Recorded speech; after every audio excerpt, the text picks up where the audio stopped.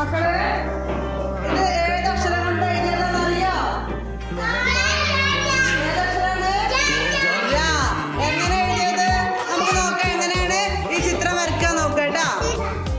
ആദ്യം മിസ് രാന്ന് വരച്ചു അല്ലേ? എന്താ വരച്ചത്? രാന്ന് വരച്ചു.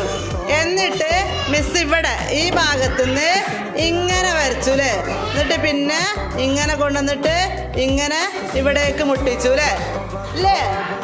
എന്നിട്ട് ഇവിടെ മിസ് എന്താണ് ഒരു കണ്ണ് വരച്ചു അല്ലേ? പിന്നെ ഇവിടെ ഇങ്ങനെ ഒരു ഇതുപോലെ ഇങ്ങനെ വരച്ചു അല്ലേ? ഇനി എന്താ മിസ് ചെയ്യണത്? ഇവിടെ ഇങ്ങനെ ഒരു ലൈന് കൊടുത്തൊരു വര കൊടുത്തു അല്ലേ? അപ്പോ ഇതിപ്പോ എന്താ ആയത് മക്കളെ? എന്താണ്?